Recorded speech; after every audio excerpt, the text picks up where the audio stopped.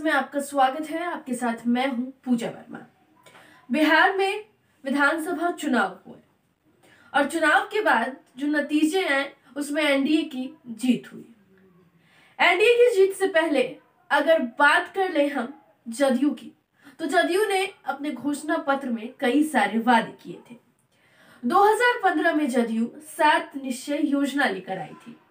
और इस बार जब उन्होंने अपना घोषणा पत्र जनता को बताया तो उन्होंने कहा कि इस बार वो 7 निश्चय योजना पार्ट 2 लेकर आएंगे। चुनाव हो गया और जीत हासिल हो गई।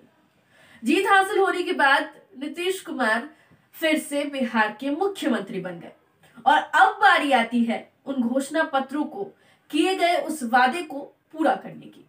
जिसके बाद से लगातार मुख्यमंत्री नीतीश कुमार बैठक कर रहे हैं और इस बैठक में उन्होंने 7 निश्चय योजना को लागू करने की, यानी कि 7 निश्चय योजना पार्ट 2 को लागू करने की लगातार तमाम जो प्लान है वो एग्जीक्यूट करने की कोशिश में लगे हुए हैं। आपको बता दें कि जदयू एमएलसी नीरज कुमार ने 7 निश्चय योजना पार्ट 2 की जो पूरी प्लान है किस तरीके से एग्जीक्यूट करना है और बिहार में अब क्या स्थितियां हैं, उन तमाम स्थितियों को नीरज कुमार ने खुलकर बोला और पार्ट 2 को लेकर के 7 निश्चय योजना की तैयारियों के बारे में भी पूरी बातें कही। जरा गौर फरमाइए क्या कुछ एमएलसी नीरज कुमार कह रहे हैं। मूल रूप से 7 निश्चय पार्ट 2 इस पर केंद्रित है और सर्वप्रथम आज का दिन बिहार के लिए एक सुकून भरी खबर है कि बिहार के माननीय मुख्यमंत्री नीतीश कुमार जी ने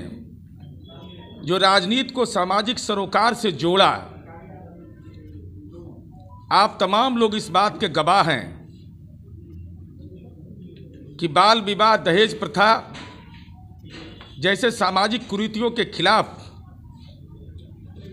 जो ह्यूमन चेन बनाया गया, आज ये खबर आई है कि 5th national family health survey report, जो 5वां रिपोर्ट जारी हुआ, उसमें यह बात उभर करके आई कि बाल विवाह के मामले में 2015-16 में 42.8% उसका दर था, उसमें गिरावट दर्ज हुआ है 40.8%।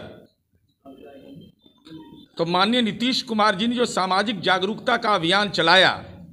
बाल विवाह जैसे जघन्य जो अपराध जिसको माना जाता है, तो उसका आज प्रकटीकरण हुआ है कि नेशनल फैमिली हेल्थ सर्वे की रिपोर्ट ने ये भी पुष्टि किया कि बिहार के मुख्यमंत्री माननीय नीतीश कुमार जी ने जो जन जागरण चलाया,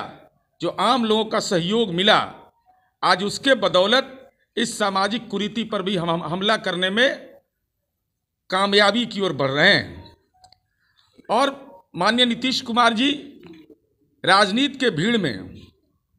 पॉलिटिक्स विथ डिफरेंस के लिए जाने जाते हैं। ये सवाल बड़ा महत्वपूर्ण है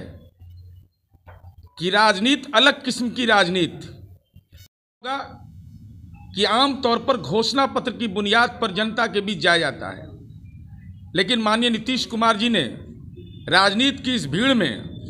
पॉलिटिक्स विद डिफरेंस के लिए जाने जाते हैं, इसीलिए उन्होंने निश्चय शब्द का इस्तेमाल किया। घोषणा नहीं, निश्चय, कमिटमेंट।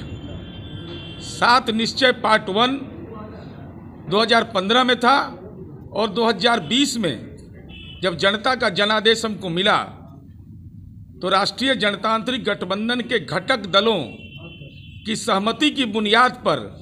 7 निश्चय पार्ट 2 राज्य मंत्रिपरिषद ने उसको अधिसूचित किया है और जो उसका मूल बिंदु है, जब उसकी ओर आपका ध्यान जाएगा तो जो हमारी प्रतिबद्धता रही है 2005 के सरकार बनने के बाद, न्याय के साथ विकास का सिद्धांत और हमारा लक्ष्य है आत्मनिर्भर बिहार। पूरी कार्य हम केवल निश्चय नहीं करते, बल्कि पूरी कार्य योजना का हम उसकी कार्य योजना बनाते हैं, उसका अनुश्रवण और उसके लिए संस्थागत ढांचा बिहार विकास मिशन को यह जिम्मेदारी दी गई है। दरअसल बिहार में जब चुनाव होने थे उस वक्त 7 निश्चय योजना को लेकर काफी बवाल हुआ था, जहां एक तरफ बता दें आपको कि जदयू से बगावत पर उतरे चिराग पासवान पूरी तरीके से 7 निश्चय योजना में धांधली की बात कर रहे थे। उन्होंने इसको लेकर के नीतीश कुमार पर केस तक कर देने की बात कही थी और उन्हें जेल तक भेज देने की बात कही थी। उनके तरफ से ये साफ तौर पर कहा गया कि 7 निश्चय में पूरी तरीके से घोटाला हुआ है और इस घोटाले को लेकर वो नीतीश कुमार के खिलाफ काफी आक्रामक भी और आक्रोशित भी नजर आ रहे थे। 7 निश्चय योजना पार्ट 2 को लेकर के नीतीश कुमार ने वादे किए थे, उसको पूरा करने की राह पर भी वो चल पड़े हैं। काम अधूरे थे, वो आगे जाकर पूरे होते हैं या फिर इसको लेकर के लगातार राजनीतिक मुद्दा बनाया जाएगा और इसको लेकर के किस तरीके से विपक्ष इस पर हमलावर रहती है, ये भी देखना काफी अहम रहेगा। फिलहाल के लिए इतना ही। ऐसी तमाम खबरों से रूबरू होने के लिए हमारे YouTube चैनल को सब्सक्राइब कर ले और बेल आइकन दबाना बिल्कुल न भूले। नमस्कार।